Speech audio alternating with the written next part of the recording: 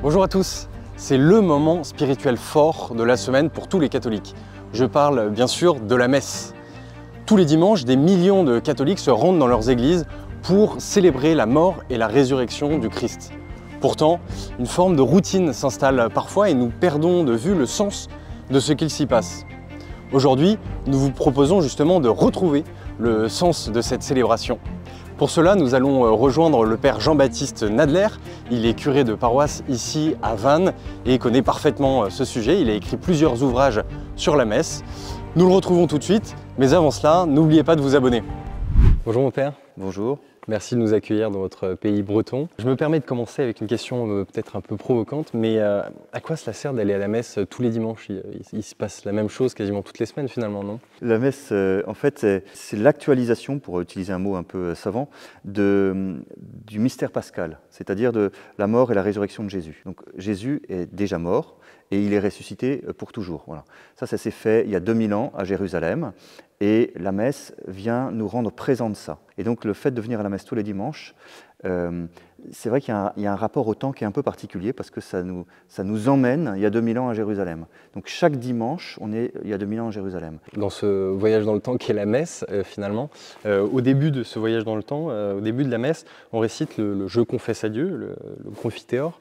Quel est le sens de cette prière? Est-ce une prière qui permet finalement de nous confesser directement à Dieu? Alors c'est pas la confession, parce que la confession c'est un autre sacrement, c'est une autre célébration, c'est une autre liturgie. La messe c'est le très saint sacrement de l'Eucharistie. Et c'est vrai qu'il y a une préparation.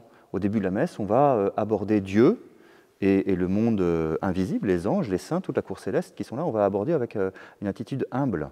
Donc on va d'abord reconnaître sa petitesse, sa pauvreté, y compris aussi ses péchés. Et bien sûr qu'il y a aussi un pardon qui n'est pas sacramentel, qui n'est pas comme la confession.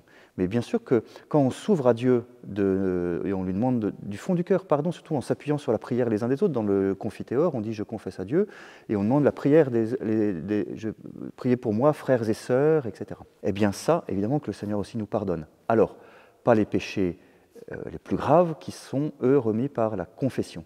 Mais quand même, c'est quand même une vraie attitude d'humilité, d'ouverture à la miséricorde de Dieu, et donc à un certain pardon. Oui. Après avoir récité le Je confesse à Dieu, on récite le Kyrie où on dit « Seigneur, prends pitié ». Est-ce que c'est pas un petit peu la même chose finalement? C'est vrai que ça paraît un peu redondant. Dans un premier temps, je confesse à Dieu, je reconnais, hein, et ensuite, Seigneur, prends pitié, Seigneur, prends pitié. Ça paraît tellement redondant que parfois, on a fait des erreurs liturgiques en remplaçant l'un par l'autre. Par exemple, on ne prend pas « je confesse à Dieu », puis on ne prend que le Kyrie.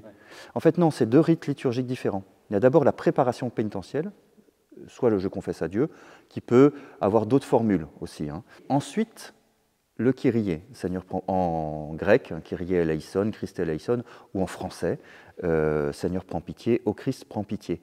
Mais cette prière-là, c'est une acclamation au Christ, Seigneur. C'est un reliquat d'une ancienne procession qu'il y avait pour se rendre à l'Église. Et une procession dans laquelle on invoquait notamment la litanie des saints, et une procession pénitentielle dans laquelle Seigneur prends pitié, c'était un refrain que les gens disaient. C'est pour ça qu'on le répète. Parfois on le répète 3 fois, Kyrie eleison, Kyrie eleison, Kyrie eleison, puis Christe eleison, etc. Et quand on pense à la messe, certains ont l'odeur de l'encens qui revient un petit peu, parce que c'est quelque chose qui est beaucoup utilisé pendant la messe. Quelle est la signification de l'encens? Ce rite-là, on l'a depuis les rites juifs du temple de Jérusalem, qui est d'abord là pour honorer la présence de Dieu. Donc souvent l'encens, on va l'utiliser vraiment pour honorer la présence de Dieu, soit la présence réelle, soit la présence symbolique. Par exemple, on va encenser l'autel, qui signifie la croix du Christ, le Christ présent, pierre angulaire de son Église. On va encenser l'assemblée, qui est l'Église, corps du Christ. Le Christ est présent dans son Église. On va encenser le prêtre, qui par son sacerdoce rend présent le Christ prêtre, qui préside la messe et qui célèbre la messe. On va encenser évidemment le corps et le sang du Christ au moment de la consécration, parce que là, réellement, c'est la présence réelle du Christ, voilà, etc. On va aussi encenser la proclamation de l'Évangile, l'évangéliaire et la proclamation de l'évangile, parce que le Christ est présent quand on proclame la parole de Dieu au cours de la messe. C'est ça, ça manifeste en fait davantage la présence du Christ à ces moments-là, ou bien avec ces symboles-là. Pour compléter ces prières au début de la messe, on en vient au Gloria, où on chante la gloire de Dieu. Donc, pourquoi ne pas placer cette prière plutôt à la fin de la messe, quand on célèbre la résurrection du Christ? Théoriquement, on pourrait, en fait. Le Gloria, il est assez récemment inséré dans la messe. Enfin, quand je dis récemment, c'est dans les premiers siècles, hein, quand même. Hein. À l'origine, cet hymne, c'est une hymne, alors qui n'est pas que au Christ. Hein. Si on regarde bien le Gloria, en fait, elle s'adresse à la Trinité. Il y a la mention du Père, du Fils et de l'Esprit Saint. Donc le Fils, c'est Jésus-Christ, hein, le Fils incarné, Jésus-Christ. Donc c'est une prière trinitaire, certes qui commence par Gloria, qui reprend le chant des anges à Bethléem, hein, qu'on trouve dans l'évangile de Saint Luc, et au moment de la naissance de Jésus.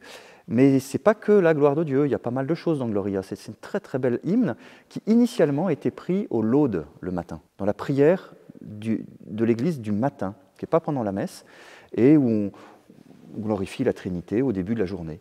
Puis petit à petit, on l'a inséré dans la messe, qui est pris pour les dimanches, le Gloria, et puis pour les grandes fêtes. Il n'est pas pris pour les messes en semaine, par exemple. Et puis il n'est pas pris pendant le temps du carême, ni pendant le temps de l'Avent, dans des temps un peu plus pénitentiels. Voilà. Par contre, il est pris pour un mariage. Donc il y a des règles un peu comme ça, mais il a sa place depuis des siècles et des siècles à ce moment-là. On aurait pu imaginer une autre place, mais toute la messe est pour la gloire de Dieu. Et à l'issue donc, de ces premières prières qui débutent la messe, on vient le temps de la parole. On lit 2 lectures de l'Ancien Testament, puis l'Évangile, une lecture du Nouveau Testament. Pourquoi ce déséquilibre? Pourquoi 2 lectures de l'Ancien Testament, une seule du Nouveau? Alors plus précisément, on lit plutôt donc le dimanche à la messe, il y a donc la grande liturgie de la parole, hein, qui est la première partie de la messe. Avant les rites dont on a parlé avant, c'est les rites préparatoires qui sont importants, mais ensuite on rentre dans la première partie de la messe qui est la liturgie de la parole, avec les différents lecteurs et tout. C'est un moment très important où Dieu va nous parler. À travers les textes tirés de la Bible, c'est vraiment Dieu qui nous parle. Et Dieu parle à son peuple Israël, et Dieu parle en fait à l'humanité. Et donc Dieu se révèle. Quand Dieu parle, c'est pour parler de lui et pour se révéler, pour se faire connaître, pour qu'on puisse aussi mieux le connaître et mieux l'aimer, et donc avoir foi en lui et lui donner notre réponse de foi. Donc on va tirer des textes. Habituellement, la première lecture, c'est l'Ancien Testament, sauf pendant le temps pascal, où c'est tiré des Actes des Apôtres qui est dans le Nouveau Testament. Après la première lecture de l'Ancien Testament, il y a un psaume qui répond à la première lecture. Puis ensuite, il y a une deuxième lecture qui est tirée du Nouveau Testament, souvent des lettres de Saint Paul, par exemple. Et ensuite, on a, après l'Alléluia, la lecture de l'Évangile. Donc il y a quand même un certain équilibre là-dessus, et toujours la première lecture de l'Ancien Testament est en référence à l'Évangile. Ça, c'est un jeu à aller bien vérifier quand on vient à la messe, comment la première lecture de l'Ancien Testament est un écho anticipateur de l'Évangile qui viendra après.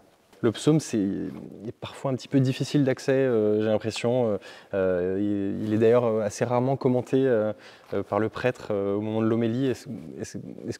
Quel est l'intérêt du psaume, en fait? Ce psaume, c'est ce qu'on appelle un psaume responsorial. Il vient répondre à la première lecture. C'est pour ça que l'Assemblée va participer par les chants, soit en chantant tout le psaume, soit en chantant le refrain du psaume. Les psaumes, c'est tiré de la Bible, de l'Ancien Testament. C'est un des livres de l'Ancien Testament. Le livre des psaumes, c'est un livre de prières juives, que nos frères juifs continuent toujours de prier, et qui est aussi la base de la prière du bréviaire, la prière des heures, les laudes, les vêpres, les complis, que les moines, les religieux et que tout laïc peut prier. Voilà, ça c'est à la base des psaumes. Ce sont des prières antiques de plus de 2500 ans et qui sont aussi paroles de Dieu. Donc ce n'est pas tant un texte biblique qui est fait pour être écouté comme on écoute la première lecture, la deuxième lecture ou l'Évangile, mais c'est des mots que la Bible nous donne pour pouvoir louer Dieu. C'est souvent des psaumes de louange et qui viennent répondre déjà à la première lecture. Ça nous permet d'être plus attentifs, de rentrer davantage et dans un esprit de prière dans cette liturgie de la parole. Juste avant l'Évangile, on fait maintenant presque par réflexe, quand on va souvent à la messe, ces 3 signes de croix sur le front, la bouche et le cœur.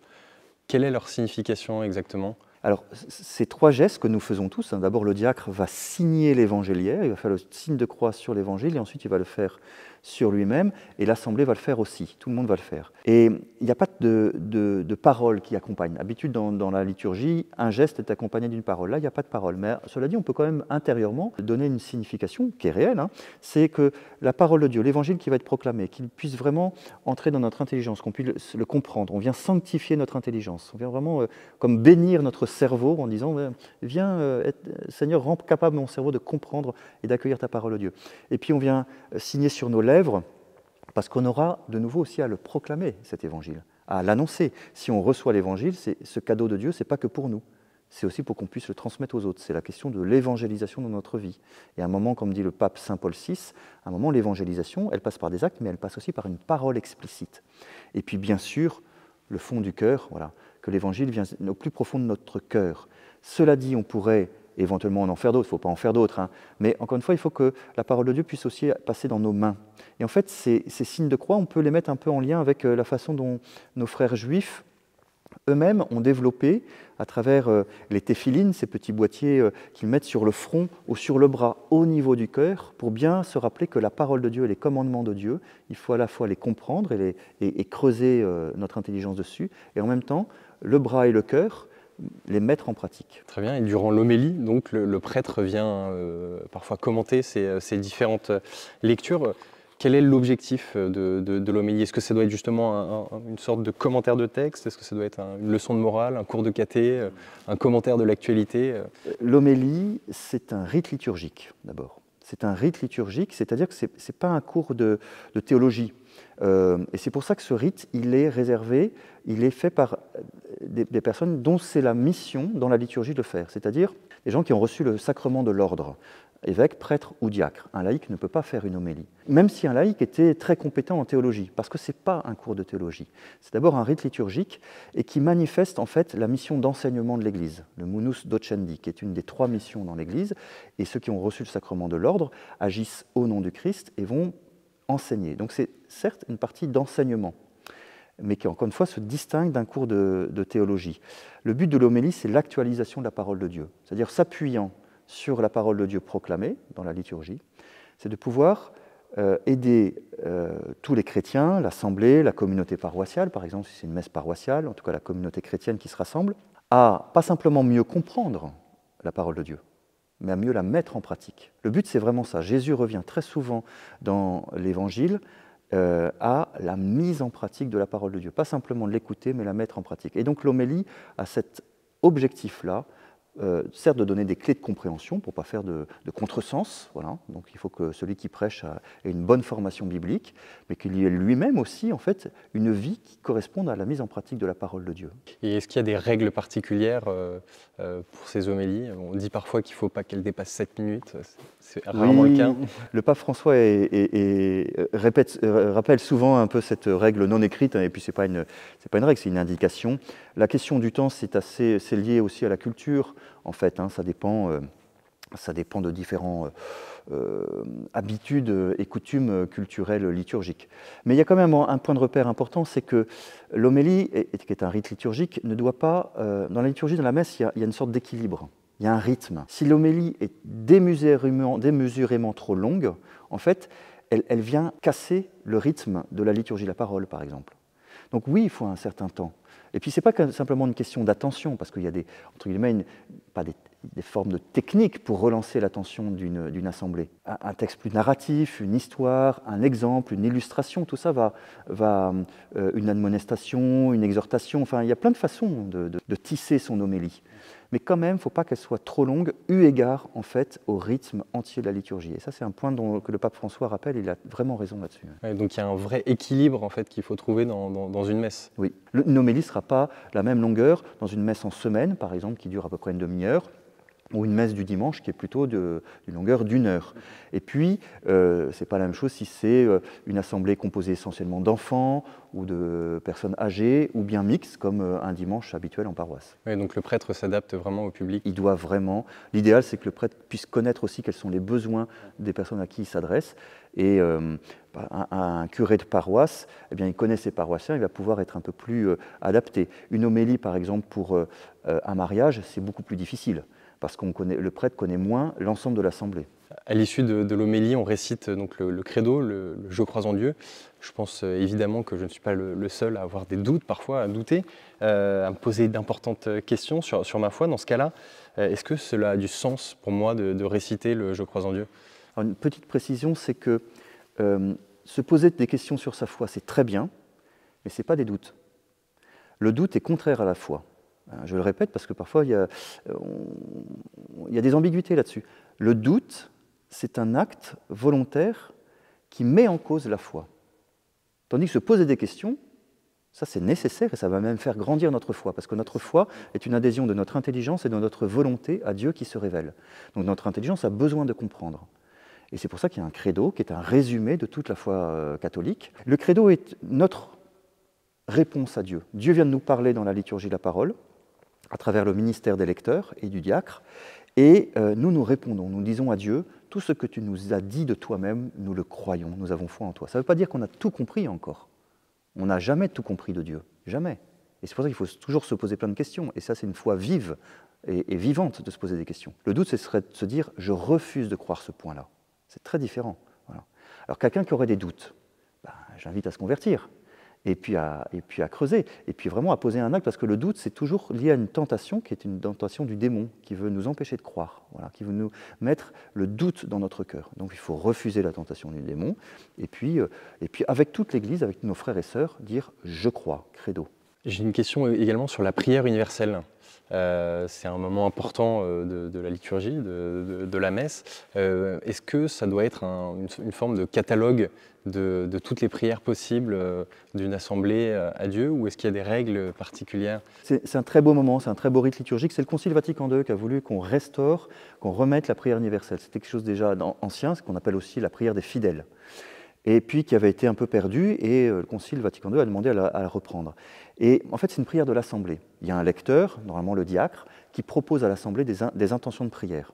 Donc le diacre ou le lecteur ne s'adresse pas à Dieu directement, ça c'est une des premières règles. Souvent les intentions de prière ne sont pas très bien rédigées, on a l'impression que le lecteur s'adresse à Dieu. Mais non, il faut qu'il s'adresse à l'Assemblée. Et l'Assemblée va prier à cette intention, soit par un silence, mais habituellement par un refrain qui s'adresse à Dieu. Là aussi, c'est un rite liturgique, il faut respecter le rythme de la liturgie et de la messe, donc il ne faut pas mettre plein d'intentions.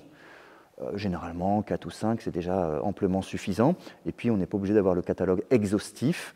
Il est bon, cette prière, qu'elle s'élargisse à l'intercession du cœur de Jésus, c'est-à-dire qu'il prenne en compte toute l'Église, ceux qui souffrent, et puis concrètement d'actualiser aussi l'Assemblée présente, et peut-être ça peut être un événement important pour la communauté chrétienne locale de ce moment-là. C'est pour ça que des prières universelles qui sont faites par des livrets de préparation de la liturgie, mais au niveau national, sont intéressants, mais ne sont pas appliqués tels quels, parce qu'il faut pouvoir actualiser aussi ce qui se passe. Voilà. Le modèle de toute la prière universelle, c'est la grande prière du Vendredi Saint, lors de l'office de la Passion. Là, c'est le modèle indépassable de toute prière universelle. S'il y a un moment, en revanche, où l'assemblée est très dissipée, c'est peut-être l'offertoire, parce que ce moment concorde avec la quête, donc on est souvent en train de chercher une pièce au fond de sa poche, sortir sa carte bleue maintenant. Qu'est-ce qui se passe concrètement à ce moment-là sur l'autel? Il se passe la même chose qu'à la quête. En fait, la quête, c'est normal que ce soit au moment de l'offertoire, parce que là aussi, c'est un geste liturgique, la quête. Ce n'est pas une participation financière simplement à la communauté, à la vie de la communauté paroissiale ou aux besoins matériels de l'Église, même s'il y a une partie de ça. La quête, c'est on offre une partie de son argent, et son argent, c'est une partie de son salaire, donc c'est-à-dire en fait la manifestation de son travail, c'est-à-dire de notre génie propre et de nous-mêmes. On offre une partie de nous-mêmes. Eh bien, l'offertoire, c'est exactement ce qui se passe. À travers le pain et le vin, qui sont, comme on dit à la prière, le fruit de la terre et du travail des hommes, le fruit de la vigne et du travail des hommes. À travers le pain et le vin, c'est l'assemblée qui s'offre. C'est pour ça que c'est bien qu'il y ait une procession des offrandes, depuis l'assemblée qui apporte le pain et le vin, dont le diacre va recevoir, va les mettre dans les mains de l'évêque ou du prêtre, à défaut, et le prêtre va offrir l'assemblée à Dieu sur l'autel. Plus tard, au moment de la liturgie de l'Eucharistie, le Christ va se saisir de ce pain et ce vin, c'est-à-dire qu'il représente l'assemblée, pour en faire son corps livré, son sang versé. Mais à l'offertoire, c'est vraiment l'assemblée qui s'offre. Et donc c'est pour ça que c'est le même moment de la quête, c'est pour ça que c'est très important de bien observer, de bien vivre, de bien participer par la prière, par une offrande de nous-mêmes à ce moment de la liturgie. Vient le moment du Sanctus. J'ai en tête un dessin animé qui était sur la messe où au moment du Sanctus, on voit tous les anges du ciel converger vers l'autel. Est-ce que c'est une bonne image? Est-ce qu'effectivement il y a tous les saints et les anges du ciel qui viennent entourer le prêtre à ce moment-là? Alors, les anges et les saints sont déjà là, depuis le début, en fait. À la messe, le Christ est présent, et là où le Christ est présent, tout le royaume est présent, toute la cour céleste est là. Donc les anges et les saints sont présents depuis le début. C'est pour ça que dans une église, par exemple, il y a des images qui représentent les anges et les saints, des statues, des vitraux, etc. Donc dès qu'on arrive dans une église, on peut faire un acte de foi, de nous mettre en présence de Dieu, des anges et des saints. D'ailleurs, dans le Confiteor, dans le jeu Confesse à Dieu, on invoque les anges et les saints de prier pour nous. Ils sont déjà présents. Ils n'arrivent pas au moment du Sanctus. En revanche, le Sanctus est un porche d'entrée qui nous fait rentrer dans la prière eucharistique. Et on reprend ce chant qu'on retrouve dans le livre d'Isaïe au chapitre 6 et dans l'Apocalypse au chapitre 5, et qui est le chant des anges et des chérubins, des séraphins plus précisément, et qui glorifie la triple sainteté de Dieu, c'est-à-dire l'infinie sainteté de Dieu. Et nous sommes invités à chanter avec eux. Donc ce n'est pas eux qui entourent le prêtre ou qui arrivent à ce moment-là, c'est plutôt nous qui nous mêlons au chant des anges. C'est dans l'autre sens. Ce n'est pas le ciel qui descend sur la terre, c'est plutôt nous qui nous laissons emporter vers le ciel. On arrive ensuite au moment central de la messe, au moment de l'Eucharistie. Je vous propose, mon père, qu'on aborde ce point essentiel dans une prochaine vidéo. C'est pour ça d'ailleurs que je vous invite à vous abonner pour ne pas rater la deuxième vidéo que nous ferons avec le père Nadler sur ce sujet. Avant de communier, les fidèles disent « Seigneur, je ne suis pas digne de te recevoir, mais dis seulement une parole et je serai guéri ». D'où vient cette formule ? Cette formule vient comme beaucoup de formules liturgiques, vient de la Bible. En fait, la Bible est la source principale d'inspiration des prières de la messe. Cette formule, on la trouve dans l'Évangile au moment où le centurion, un païen, un Romain, le centurion romain, vient voir Jésus pour lui demander la guérison. Alors ça, il y a deux versions, soit de son serviteur, soit de son fils. Et ce centurion vient humblement voir Jésus et lui dit, mais il sait que Jésus, qui est juif, la tradition, c'est que les Juifs ne peuvent pas rentrer dans une maison païenne.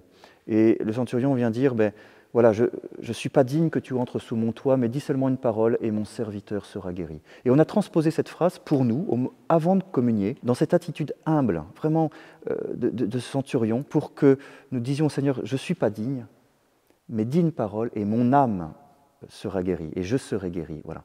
C'est vraiment une attitude d'humilité. On ne peut pas s'approcher de Dieu avec orgueil. Et Jésus, dans l'Évangile, va vraiment louer l'attitude d'humilité et de foi de ce centurion. C'est un modèle pour nous. Donc, à l'issue de la transformation du pain et du vin en corps et sang du Christ, vient le moment de la communion.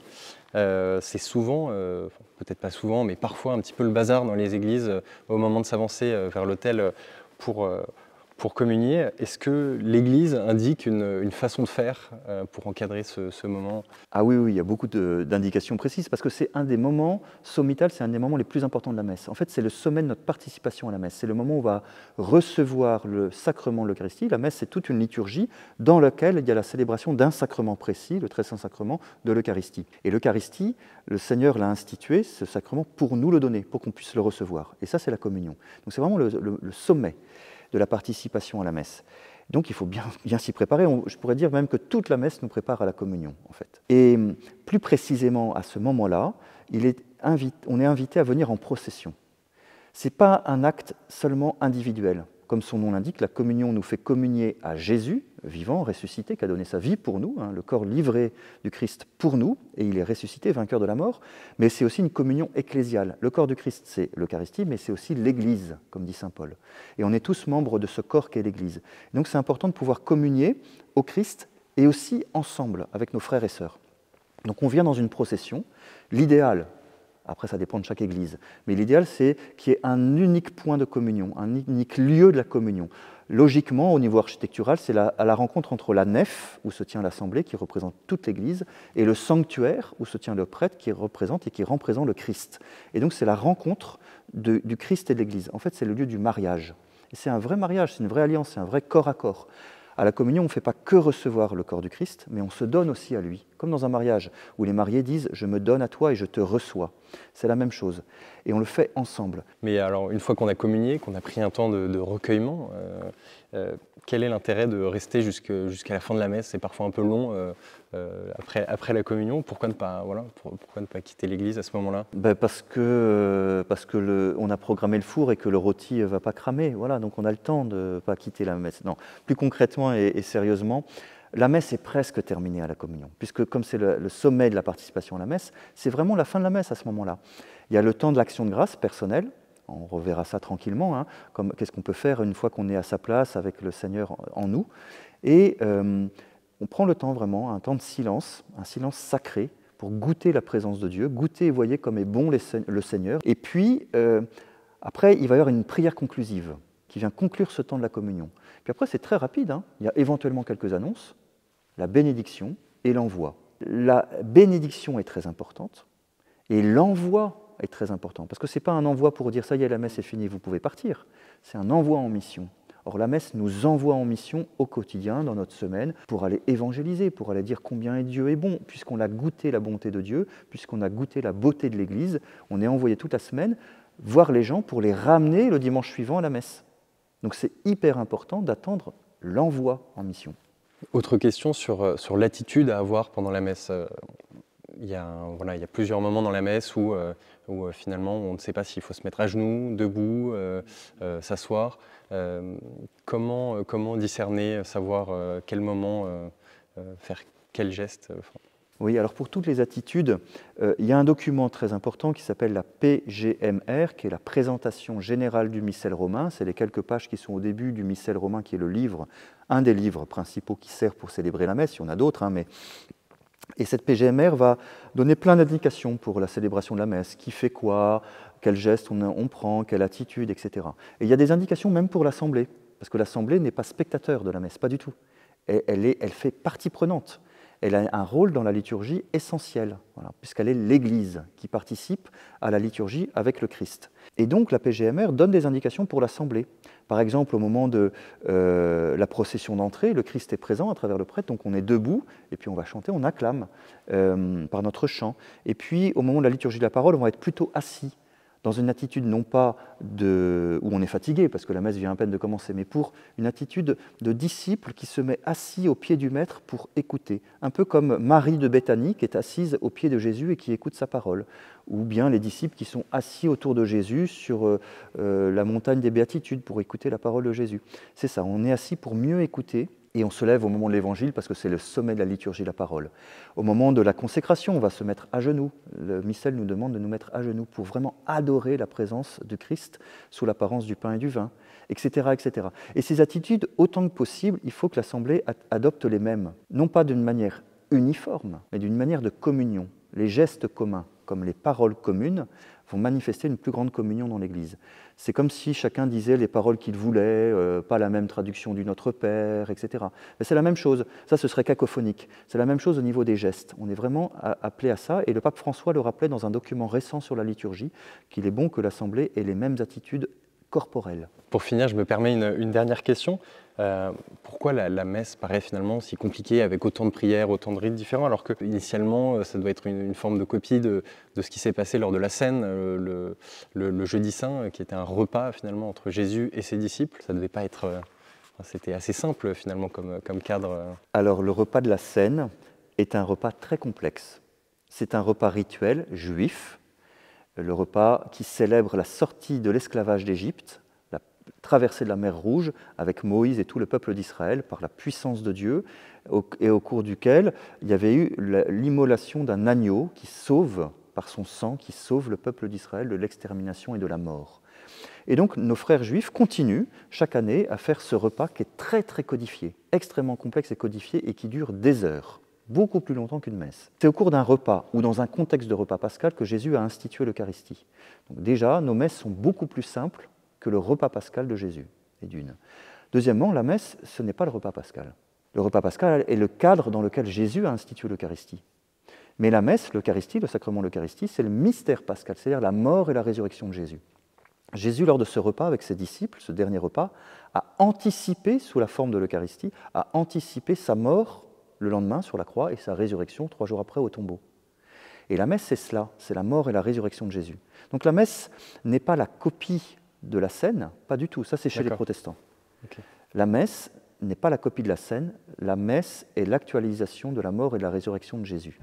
Merci beaucoup mon père d'avoir répondu à toutes ces questions et de nous avoir éclairé sur le sens de la messe, de cette belle célébration. Et merci à vous d'avoir suivi cette vidéo jusqu'au bout. N'oubliez pas de vous abonner et à nous dire dans les commentaires si cette vidéo vous a plu. Nous espérons vous retrouver très vite. À bientôt.